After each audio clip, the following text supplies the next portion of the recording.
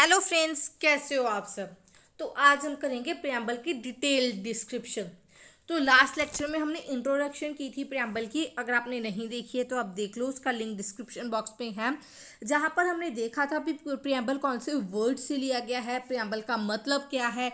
हमने प्रियम्बल का ओरिजिन देखा था और ये भी देखा था कि प्रियम्बल को identity card of the constitution किसने बुलाया है।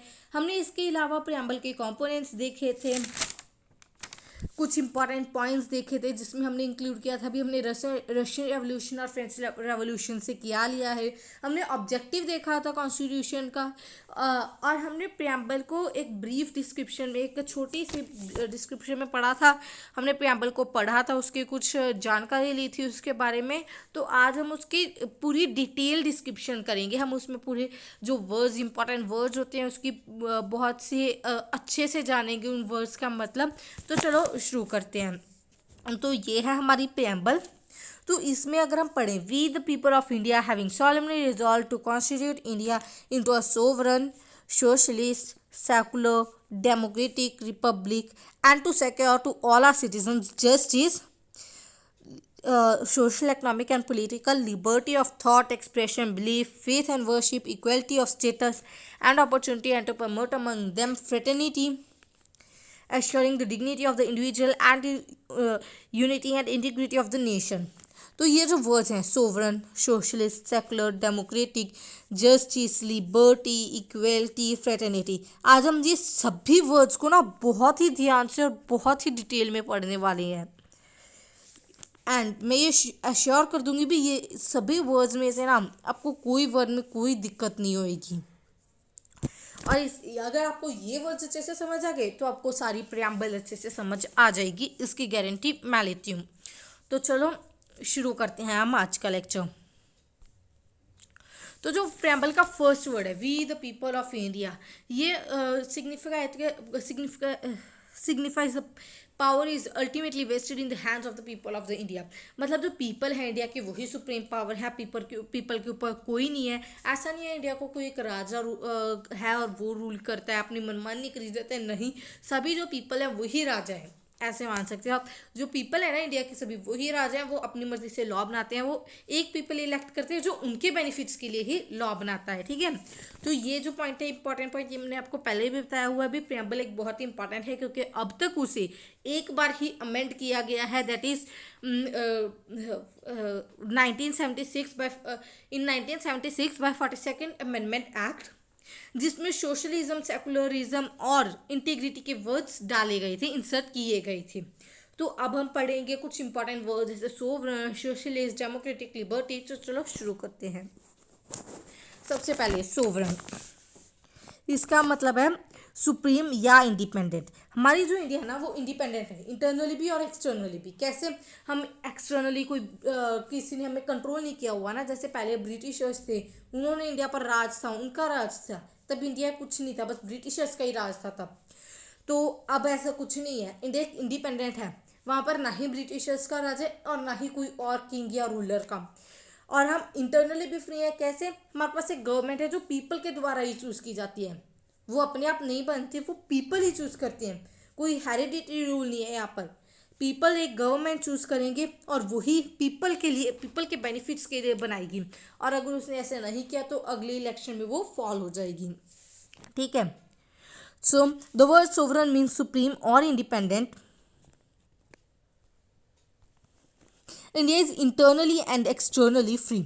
Externally free from control of any foreign power, and internally free, and it has internally free government which is directly elected by the people and makes laws that govern the people. And the citizens of India also enjoy sovereign power to elect the representatives in elections. अगर हम देखें, अब India Commonwealth का, UNO का, इनका member है, तो ये कोई लिमिटेशन नहीं है सोवरेनिटी के लिए। इसका मतलब ये नहीं है भी इंडिपेंडेंट जो इंडिया उनको उन्होंने कंट्रोल किया हुआ है, नहीं। हम बस एक मेंबर हैं। हम ऐसा अगर मेंबर है ना, तब हम हमारी जो गवर्नमेंट है, या हम ऐसे कह सकते हैं हम इसके बस मेंबर हैं। इन्होंने हम पर रूल नहीं किया हुआ है। ऐसा नहीं है हम उनके सभी रूल्स फॉलो कर रहे हैं, हम ऐसा कोई भी रूल नहीं फॉलो करेंगे जो हमारी फंडामेंटल राइट्स को वायलेट करें। हम इंडिपेंडेंट हैं और रहेंगे, ठीक है। तो ये हम अगर मेंबर है कॉमनवेल्थ के या यूएनओ के लिए, तो ये कोई लिमिटेशन नहीं है सोवरेनिटी के लिए। I hope you understand. अब हम आगे चलते हैं। आगे जो वर्ड है वो है सोशलिस्ट। ये सोशलिस्ट जो वर्ड है ये हमारी प्रेम्बल जब बनी थी तब नहीं था, इसको 42nd अमेंडमेंट एक्ट के द्वारा इंसर्ट किया गया था। और ये इम्प्लाई करता है भी हम सोशल और इकोनॉमिक इक्वलिटी होनी चाहिए। अब सोशल इक्वलिटी कैसे? एवरीवन हैज़ इक्वल स्टेटस, सभी के पास स्टेटस और अपॉर्चुनिटी सेम होनी चाहिए। कोई भी डिस्क्रिमिनेशन नहीं होना चाहिए on the basis of caste, colour, religion, sex, language, ऐसा कोई भी डिस्क्रिमिनेशन नहीं होना चाहिए। ऐसा नहीं होना चाहिए तू काला है तो तुझे कम राइट्स मिलेंगी, मैं गोरा हूँ मुझे ज़्यादा राइट्स मिलेंगे, ऐसा कुछ नहीं है। सभी कास्ट को, सभी कलर्स के सिटीजन्स, सभी कलर्स के पीपल को, सभी सेक्स के पीपल को, सभी रिलीजन के, सभी लैंग्वेज के सेम ही ट्रीट किया जाएगा। उनको सेम फंडामेंटल राइट्स मिलेंगी, उनके लिए सेम फंडामेंटल ड्यूटीज़ होंगी, सब कुछ सेम होएगा, किसी के लिए भी कोई स्पेशल प्रोविज़न नहीं होएगी। और इकोनॉमिक इक्वलिटी भी होएगी। Under economic equality, the state will endeavor to make the distribution of wealth more equitable and provide a decent standard. यहाँ पर standard आएगा of living for all.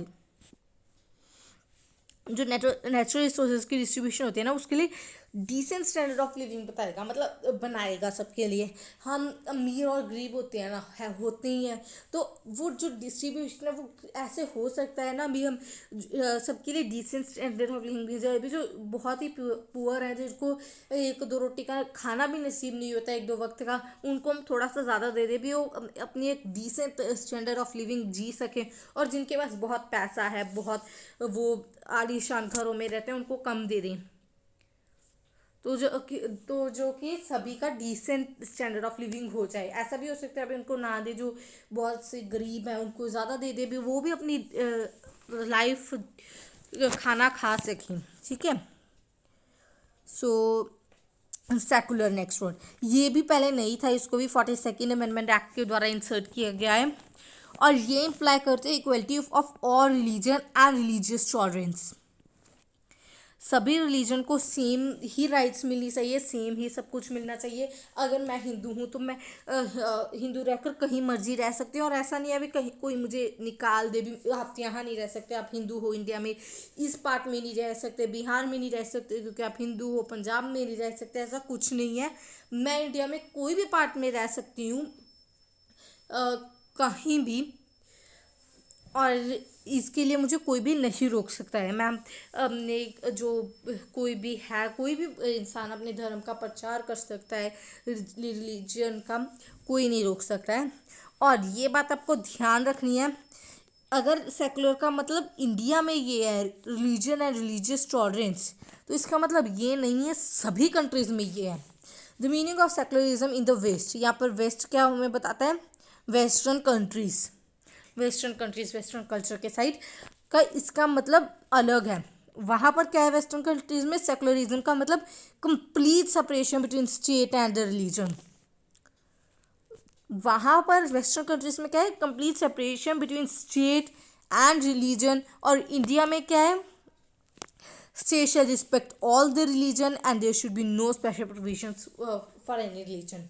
Secular का ये मतलब है भी, जो हमारा इंडिया में भी जो स्टेट है, गवर्नमेंट है, वो ऑफिशियली वो कोई भी लैंग्वेज को फॉलो, कोई भी रिलीजन को फॉलो नहीं करेगी।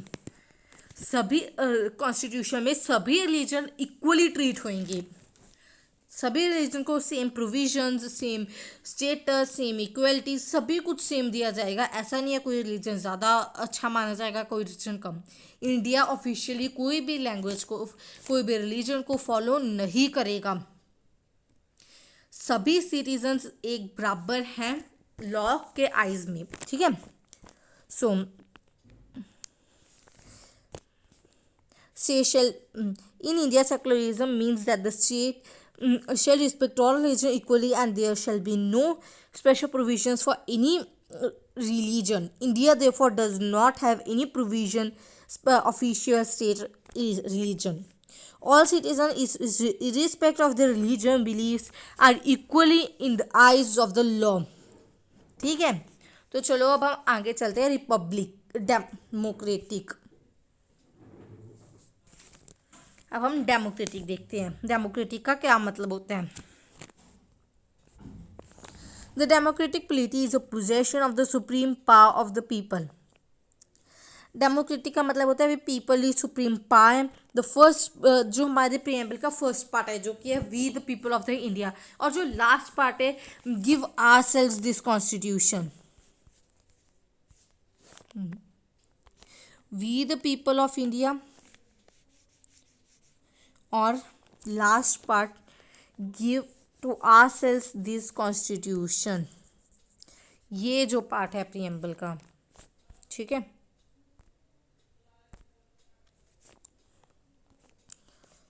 We the people of the India and the last part give ourselves this constitution. ये डेमोक्रेटिक स्पिरिट इंडिकेट करती है. यहाँ पर भी वी शब्द यूज हो रहा है और यहाँ पर भी गिव आवरसेल्व्स यूज हो रहा है जो डेमोक्रेटिक पावर को इंडिकेट करता है.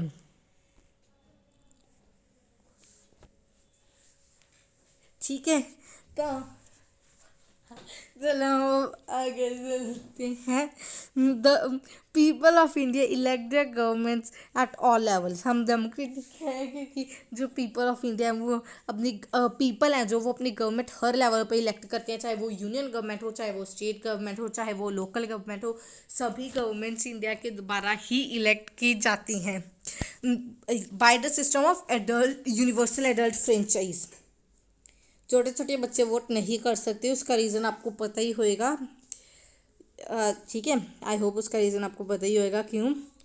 और या फिर इसको वन वोट या वन मैन वन वोट भी कह सकते हैं. हम अपने जो गवर्नमेंट है उसको खुद ही इलेक्ट करते हैं जो हमारे लिए ही लॉज बनाती है. Every citizen of India of 18 years of age is entitled to vote without any discrimination. The word democratic indicates not only political democracy but also social and economic democracy. So आगे बढ़ें. अब I hope आपको ये समझ आ गया अब तक. अब रिपब्लिक की बारी. Republic means that the political sovereignty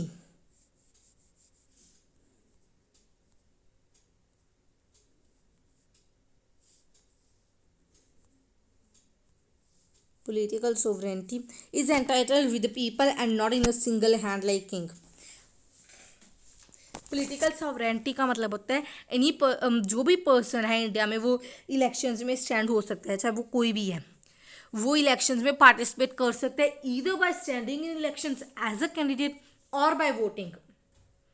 उसको कोई रोक नहीं सकता है. कोई भी इंसान अगर एलिजिबल है, इंडिया का सिटीज़न है, तो वो कैंडिडेट बन सकता है, वो पार्ट ले सकता है, इलेक्शन में पार्टिसिपेट कर सकता है, वो पॉलिटिकल मैटर्स में इंटरफेयर कर सकता है. वो एज अ वो हर इंसान ना जो 18 ईयर से अबव है वो वोट कर सकता है और वो कहीं ना पार्टिसिपेट कर सकता है इलेक्शंस में. पॉलिटिकल लाइन में कैसे, या तो वो कैंडिडेट खड़ा होकर या फिर वोट कर. ठीक है. Republic means that the political sovereignty is entitled with the people and not with a single hand like king. In a republic, the head of the state is always elected directly or indirectly for a fixed period of time. Example USA या India.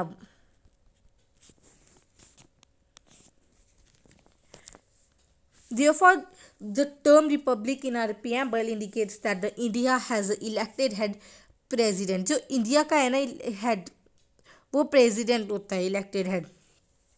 वो indirectly elect होता है bye electoral college और 5 years के लिए elect होता है. In a republic state, there is not any privileged class. All public offices are open for every citizen without any discrimination. एक रिपब्लिक स्टेट में कोई भी ऐसे प्रिविलेज क्लास नहीं होती हैं. सारी पब्लिक ऑफिसेज सभी सिटीजन्स के लिए ओपन होती है. कोई भी डिस्क्रिमिनेशन नहीं होता है creed, colour, sex, religion etcetera के बेसिस पर. Justice. The ideal of justice embodied in the Constitution is of integrated and hostile kind.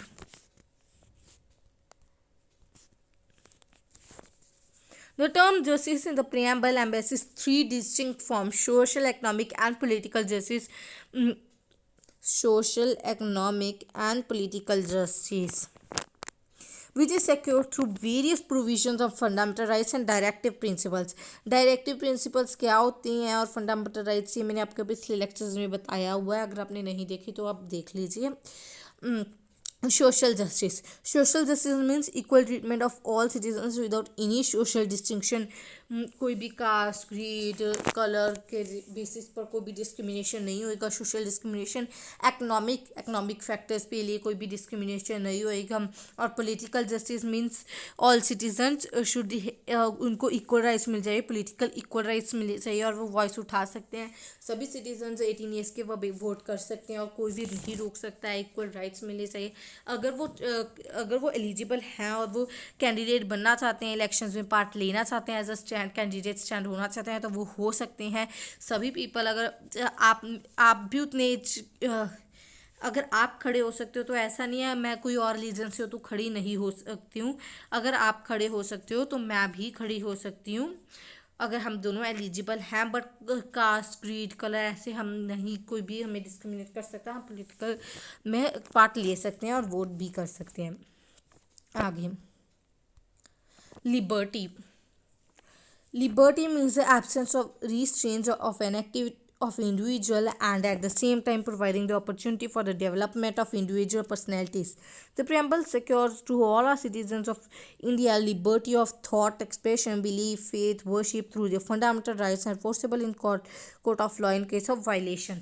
मतलब इसका क्या है, हमारे पास ये राइट है भी, हम कुछ भी सोच सकते हैं, कुछ भी एक्सप्रेस कर सकते हैं, है ना. कोई भी भगवान को मान सकते हैं और उनका वर्शिप कर सकते हैं. और ये सभी जो राइट्स है ना, ये सिक्योर हैं फंडामेंटल राइट्स में. ये हमारी जो राइट है वो फंडामेंटल राइट्स में सिक्योर हैं भी. इसका मतलब अगर ये हमारे से वायलेट होती है, हमारे से छीनी जाती है, तो हम कोई भी कोर्ट ऑफ लॉ में जा सकते हैं. कोई भी कोर्ट में, हम सुप्रीम लॉ में डायरेक्ट भी जा सकते हैं और हम केस फाइल कर सकते हैं. हम और इस पर तुरंत एक्ट लिया जाता है क्योंकि फंडामेंटल राइट्स किसी भी सिटीजन के वायलेट नहीं होनी चाहिए. However, liberty does not mean license to do, ये important है. Liberty does not mean license to do what one likes and has to be enjoyed without limitations mentioned in the constitution. अब liberty का ये मतलब नहीं है अभी हम कुछ भी कर सकते हैं. हाँ, हम कुछ भी कर सकते हैं लेकिन लिमिटेशंस में रहकर. ठीक है. अब अगर आप भीड़ में खड़े हो,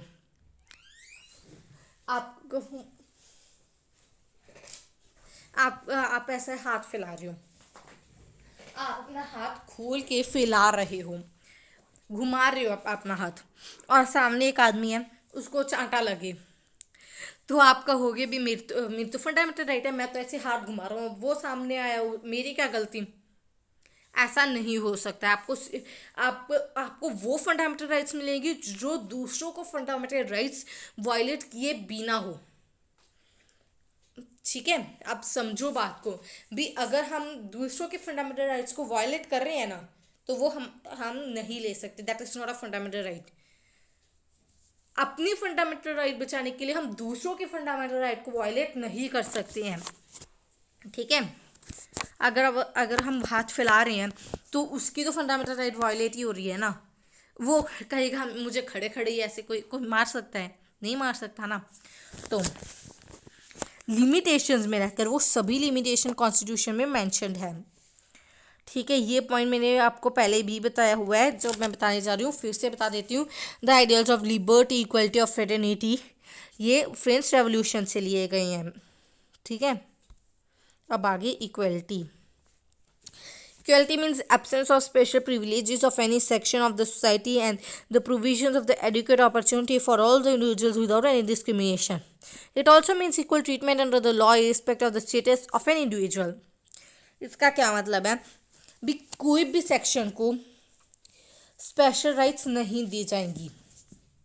सभी को सेम प्रोविजंस मिलेंगी, कोई भी डिस्क्रिमिनेट नहीं होएगा इंडिविजुअल, सभी को इक्वली ट्रीट किया जाएगा रिस्पेक्ट ऑफ द स्टेटस। अब आप यहाँ पर ये नहीं कह सकते भी एससी या एसटी को स्पेशल राइट्स मिलती हैं, उनको बैकवर्ड क्लासेस को मिलती है, उनको तो मिलती है कि वो अपना स्टेटस बना सकें। हाँ मैं मानती हूँ अभी ठीक है, लेकिन पहले था, अब ये गलत है लेकिन पहले था, वो बहुत ही अनटचेबिलिटी ना, वो वैसे ट्रीट किए जाते थे, छुआछूत की बीमारी जिसे कहते हैं, तो उनका स्टेटस ऊंचा करने के लिए तब ये था। अब मैं भी मानती हूँ ये गलत है, लेकिन हम ऐसे नहीं कह सकते भी वो उनको अब स्पेशल राइट्स क्यों मिल रही हैं। ठीक है, सभी को इक्वली ट्रीट किया जाएगा। तो fundamental rights under 14, 15, 16, 17 and 18 are based on the principles of equality. अब हम फ्रेटर्निटी करते हैं। Fraternity means the sense of brotherhood, भाईचारा। The Constitution promotes this feeling of fraternity by the system of single citizenship and fundamental duties.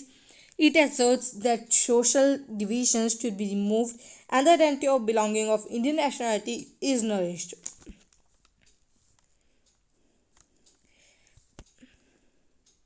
The preamble declares